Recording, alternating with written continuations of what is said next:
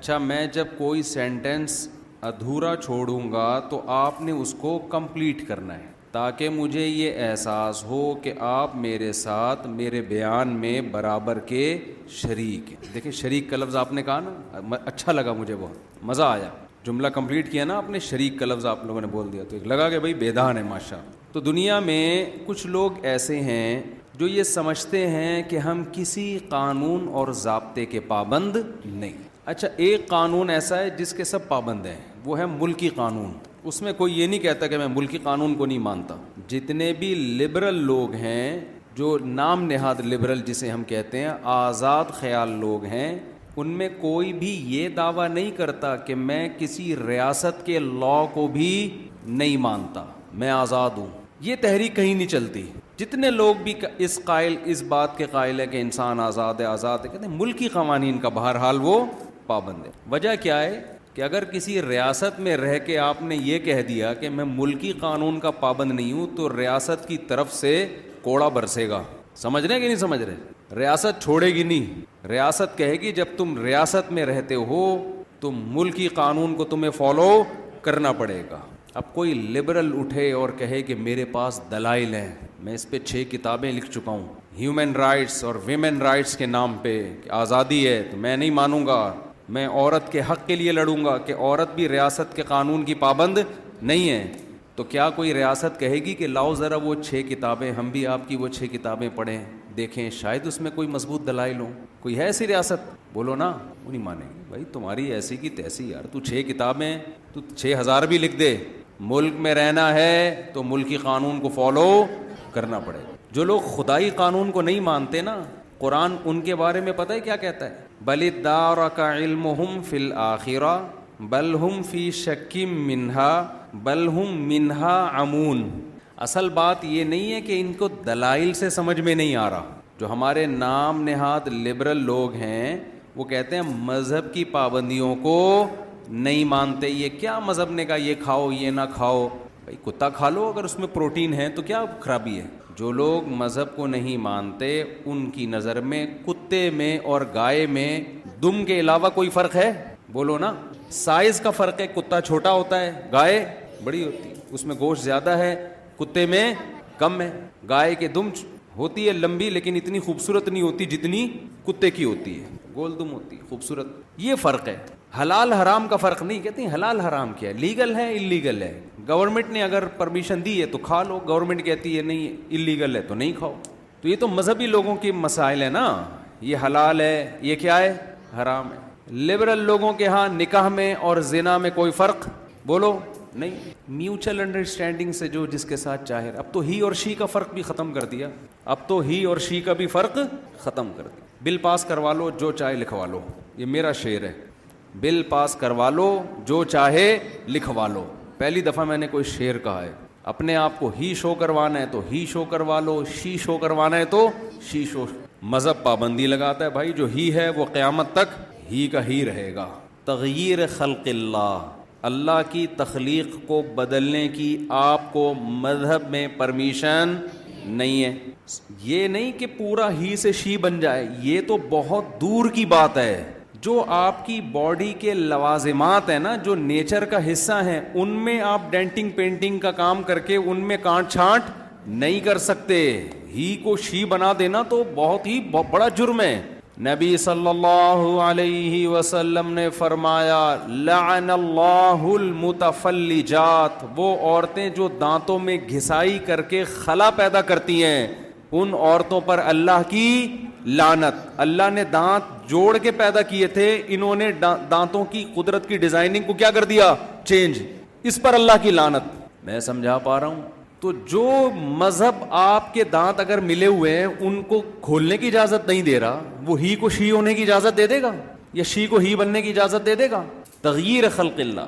آپ کی ناک قدرتی طور پر تھوڑی موٹی ہے، آپ نے آپریشن کرا کے باریک کرا دی، اسلام میں اس کی اجازت نہیں ہے۔ گورے تو کراتے ہیں، پلاسٹک سرجری سے مائیکل جیکسن پورا ہی چینج ہو گیا تھا کہ نہیں ہو گیا تھا؟ جب مائیکل جیکسن پیدا ہوا کالا تھا، اندھیرے میں نظر نہیں آتا تھا، اس کی اماں تلاش کرتی تھی کدھر ہے، لائٹ جاتی، ان کے یہاں لائٹ جاتی نہیں، لیکن اگر کبھی اندھیرا ہوا تو اماں کو نظر نہیں آتا تھا۔ لیکن اس نے اللہ کی تخلیق کو بدلا, اتنا چٹا ہو گیا کہ دھوپ میں نظر آنا بند ہو گیا.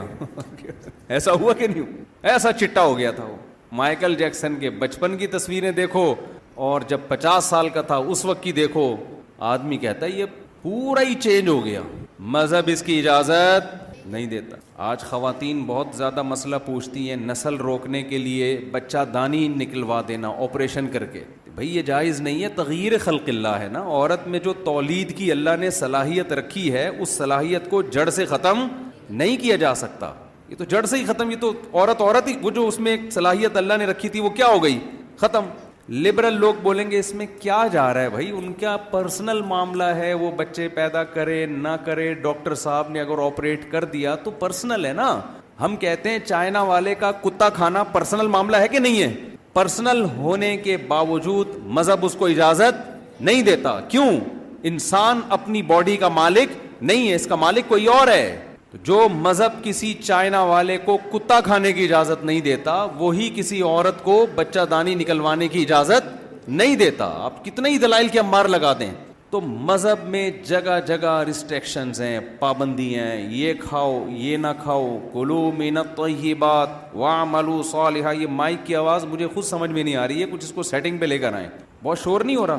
اچھا صحیح آ رہی ہے آواز. تو مذہب جگہ جگہ پابندیاں لگاتا ہے, یہ کرو یہ نہ کرو, یہ کرو یہ نہ کرو. تو اب دنیا میں مذہب سے بغاوت پیدا ہو رہی ہے, خاص طور پر ہمارا پڑھا لکھا طبقہ. آپ تو سب کراچی یونیورسٹی سے منسلک لوگ ہیں, آپ لوگوں کا ایجوکیشن سے بہت گہرا تعلق ہے. ویسے کراچی میں کوئی یونیورسٹی ہو اور اس یونیورسٹی کا ایجوکیشن سے تعلق ہو, یہ بات معجزے سے کم نہیں ہے.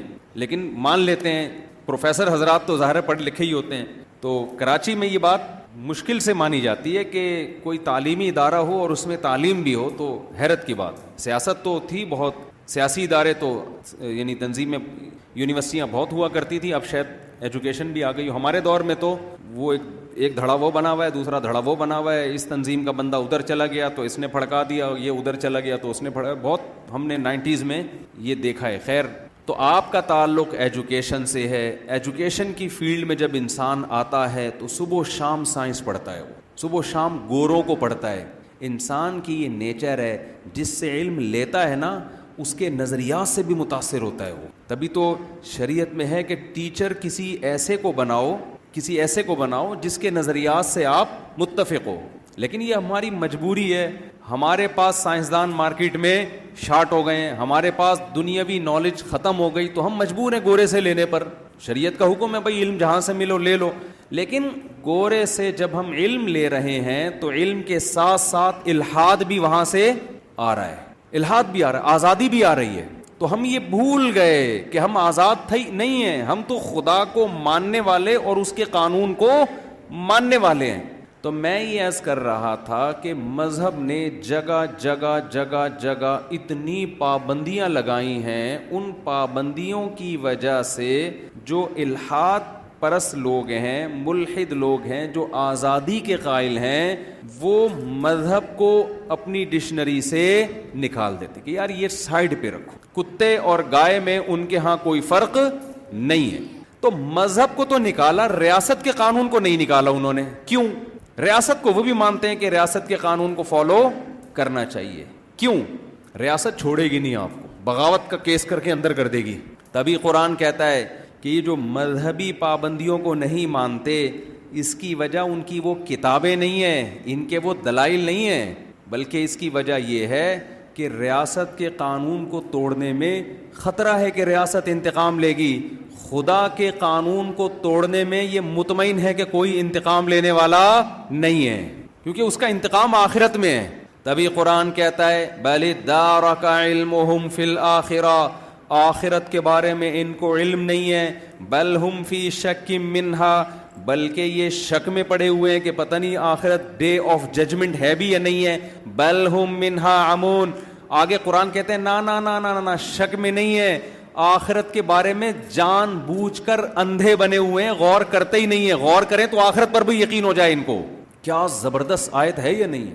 کیونکہ فوراً نہیں ہے نا, سامنے نہیں ہے. کچھ چیزیں ایسی ہوتی ہیں کہ ان پہ آپ غور کرنا شروع کریں نا ایک دفعہ, تو پھر آپ کو اگلے اسٹیپ پہ جانا پڑتا ہے, پھر اس کے بعد اس سے اگلے اسٹیپ پہ جانا پڑے گا, پھر اس کے بعد اس سے اگلے اسٹیپ پہ, اور آپ کو پتہ ہے آخر میں آ کے پھنس سکتا ہوں, پہلے اسٹیپ سے ہی غور کرنا چھوڑ دو. یہ قرآن کی اس آیت کا مطلب ہے, بل ہم منہا عمون, یہ آخرت کے معاملے میں اندھے بنے ہوئے ہیں. پتہ ہے ان کو کہ یقین ہے, اگر غور کریں تو یقین ہو جائے کہ آخرت ہوگی. کیسے یقین ہو جائے وہ میں بھی بتاتا ہوں. گورا بھی اگر غور کرے نا آخرت کے بارے میں, اسٹیپ بائی اسٹیپ غور کرے, اس کو بھی یقین آئے گا کہ ڈے آف ججمنٹ ہے, ایک دن ہے جس میں خدا حساب لے گا. لیکن قرآن کہتا ہے یہ غور و فکر نہیں کرتے, جان کر آنکھیں بند کر کے بیٹھے ہوئے ہیں تاکہ دنیا کی عیاشیوں اور مستیوں میں کوئی فرق نہ آئے. اس کی میں ایک مثال دیتا ہوں قرآن کی اس آیت کو سمجھانے کے لیے. میرے بیان پر اکثر لوگ اعتراض کرتے ہیں, پورے بیان میں آیت ایک پڑھتے ہو, ایران توران بہت کر رہے ہوتے ہو. میں آیت ایک پڑھتا ہوں لیکن اسی آیت کو ڈیفائن کرنے کے لیے, ایکسپلین کرنے کے لیے ایران توران کرنا پڑتا ہے مثالوں سے. آیت ایک ہی ہوتی ہے, تو وہ جو میری مثالیں یا لطیفے ہیں وہ اس آیت سے ہٹ کر نہیں ہوتے. اگر ہٹ کر ہوتے ہیں تو میں بتاتا ہوں کہ یہ صرف لطیفہ آپ کو فریش کرنے کے لیے, اس کا اس بیان سے کوئی تعلق نہیں. بعض دفعہ درمیان میں کھانا میں چٹنی, سیلڈ, رائتا وغیرہ آتا ہے نا, نیمو ویمو, یہ سب گریویاں ہوتی ہیں نا, تو یہ تو بیان میں بھی یہ چیزیں ہوتی ہیں, لوگ تھک جاتے ہیں ورنہ. تو قرآن کیا کہہ رہا ہے, یہ لوگ آخرت سے آنکھیں بند کر کے بیٹھے ہوئے, اندھے بنے ہوئے. اس کی مثال, ایک لڑکے نے دیکھا کہ بھئی میرے ساتھ کے جتنے دوست ہیں یونیورسٹی جا رہے ہیں, پڑھ رہے ہیں, زبردست تیاریاں ہو رہی ہیں. پھر اس نے دیکھا اپنے بڑوں میں کہ جنہوں نے بچپن میں پڑھے لکھا وہ انجینئر بن گئے, کوئی ڈاکٹر بن گیا, کوئی سائنٹسٹ بن گیا, کوئی یہ بن گیا, کوئی وہ بن گیا, سب کے بڑے بڑے گھر بنگلے. اور جو نہیں پڑھا وہ رکشہ چلا رہا ہے, وہ ٹماٹر کے ٹھیلے لگا کے بیچارہ بیچ رہا ہے, کوئی کدال چلا کے, کوئی کنویں کھود کے. یعنی محنت بہت ہو رہی ہے اور ارننگ بہت اس کی تھوڑی سی ہے, رشتہ اس کو کوئی نہیں دے رہا. ایک نوجوان نے یہ انجام دیکھا ہے نا, نوجوان نے یہ انجام دیکھا کہ جو پڑھنے لکھنے والے ہیں وہ ترقی کر رہے ہیں, جو پڑھنے لکھنے والے نہیں ہیں ان کا انجام کیا ہو رہا ہے, بڑا بھیانک انجام ہو رہا ہے. اب اس کے ابا نے اس کو سمجھایا, بیٹا تو بھی پڑھ لیا کرنا, صبح اٹھ جایا کر, یونیورسٹی یا اسکول چلا جایا کر. اور ابا اس کو اس برے انجام سے ڈرا رہا ہے کہ دیکھ فلاں کا حال کیا ہوا, فلاں کا حال کیا ہوا, فلاں کا حال کیا ہوا.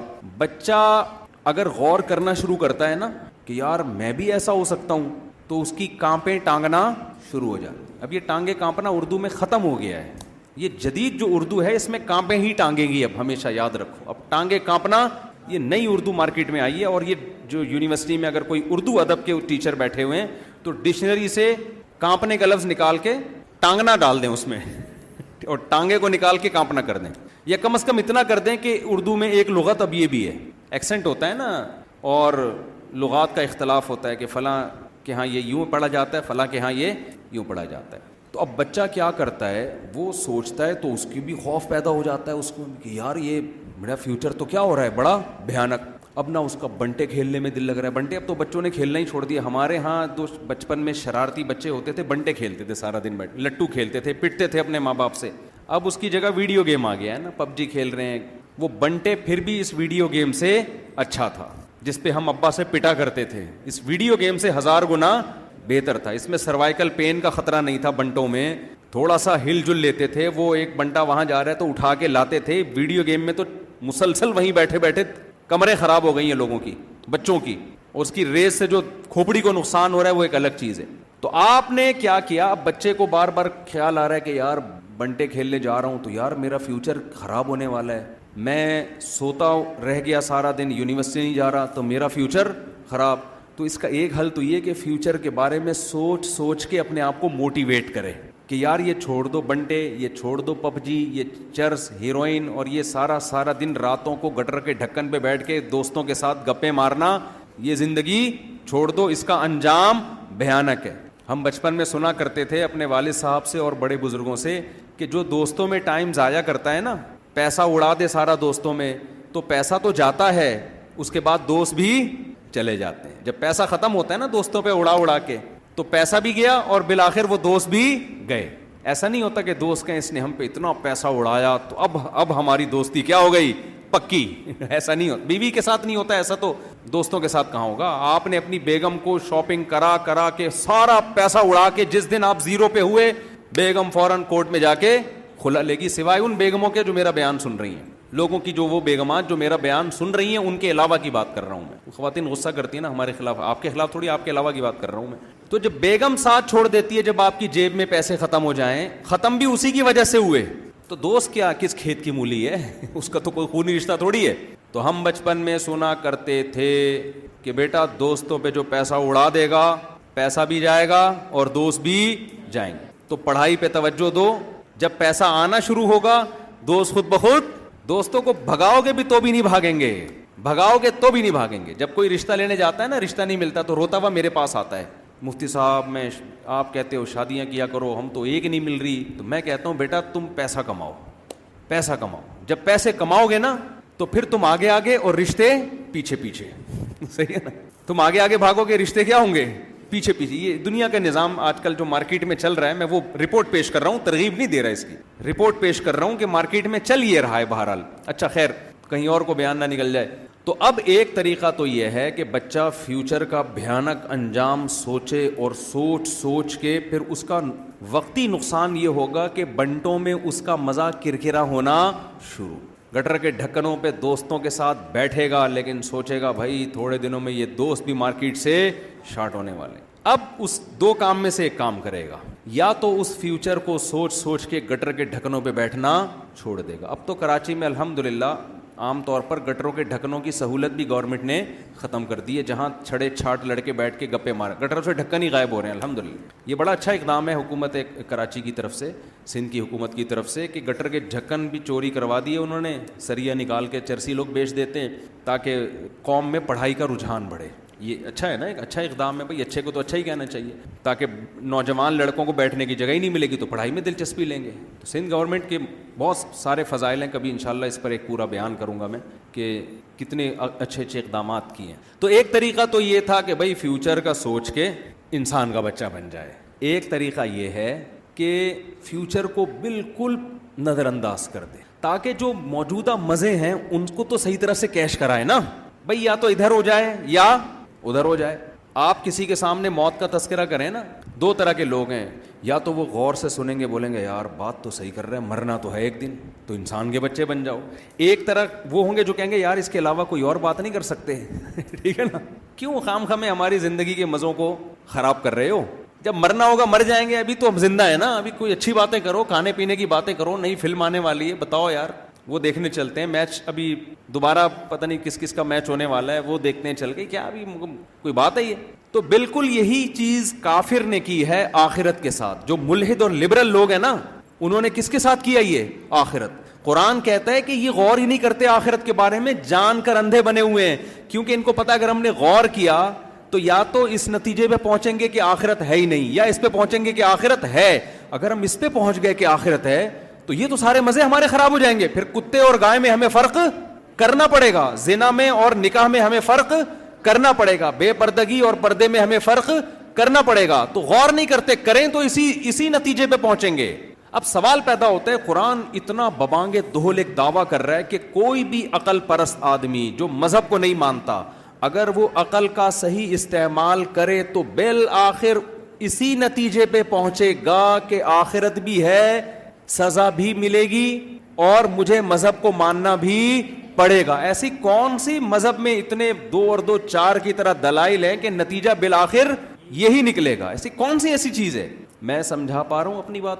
پہلی بات تو دوبارہ اس کو واضح کریں, یہ مذہب کو فالو, ریاست کے قانون کو فالو کرتے ہیں, ریاست کے قانون کے خلاف آواز نہیں اٹھائی جاتی, کیونکہ ریاست کوڑا برسائے گی, رزلٹ نظر آ رہا ہے, پڑے گا کوڑا.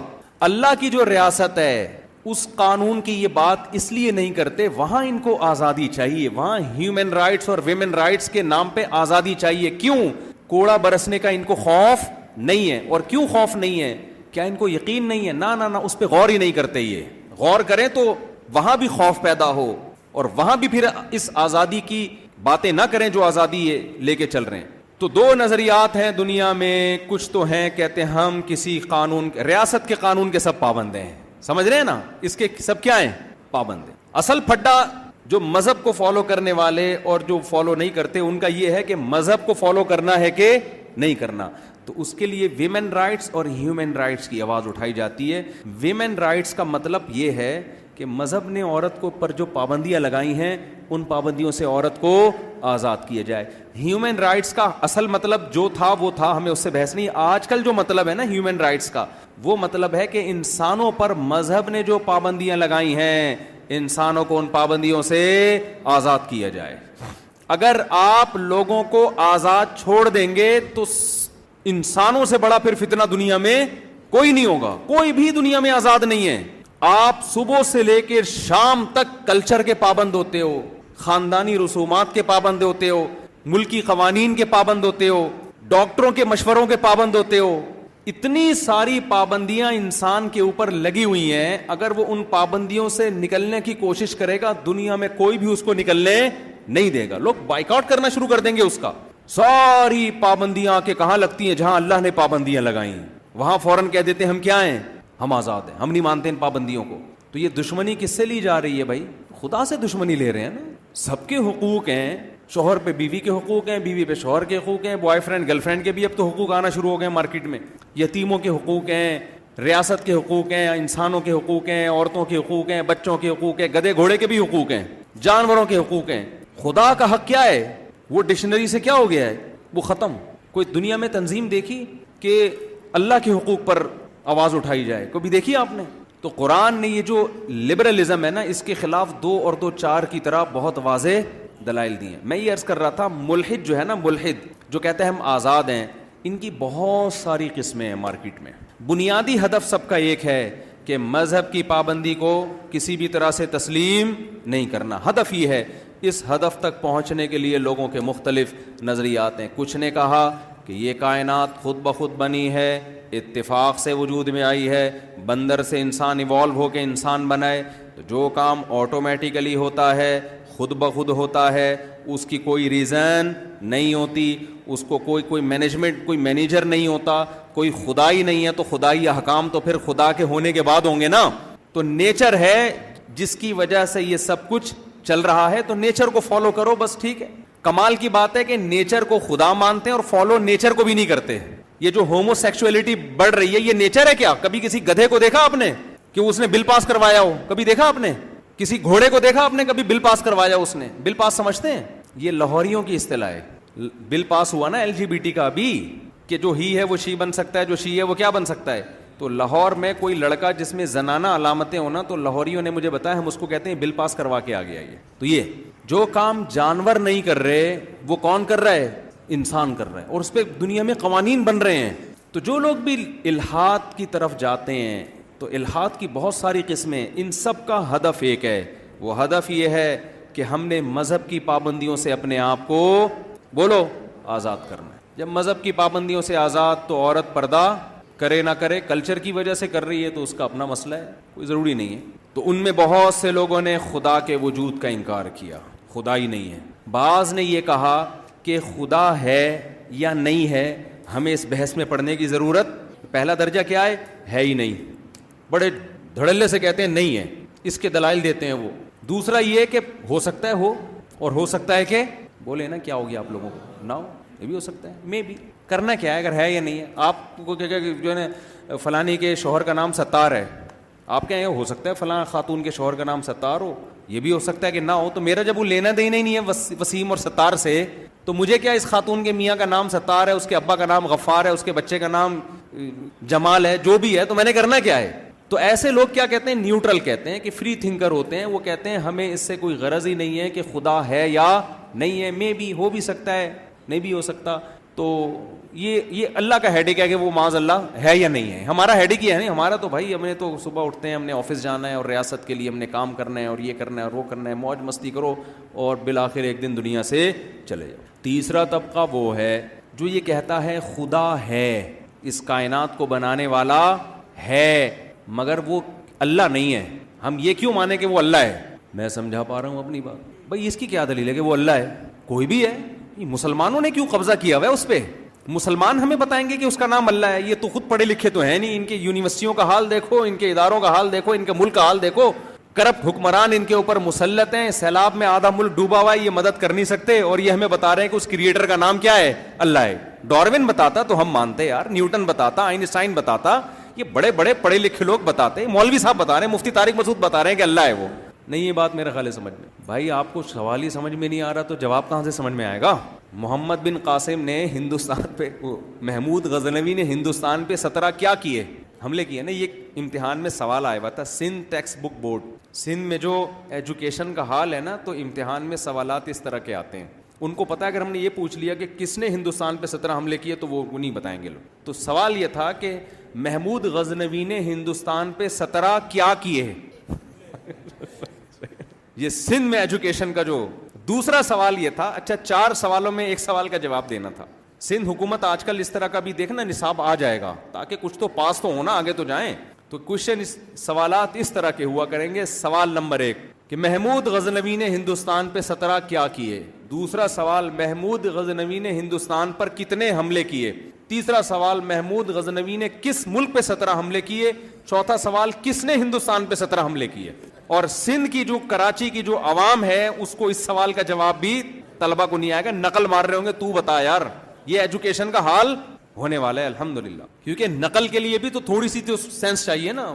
ہم جب اسکول میں جاتے تھے نا, جب ایگزامینیشن ہال میں, انٹر کی بات ہے, تو لڑکے نقل دبا کے کر رہے ہوتے تھے کراچی میں. اچھا اللہ کا شکر ہے میں نہیں کرتا تھا نقل, مجھے اللہ نے بچایا اس مصیبت سے. تو ایسے ایسے لڑکے ہوتے تھے نا, وہ کہتے بھائی تھوڑا سا ہمیں, تو ان کو پتہ ہی نہیں ہوتا تھا سوال شروع جواب اگر ان کے سامنے کتاب بھی رکھ دی نا, ان کو پتہ ہی نہیں چل رہا ہوتا تھا کہ یہ جواب شروع کہاں سے کریں.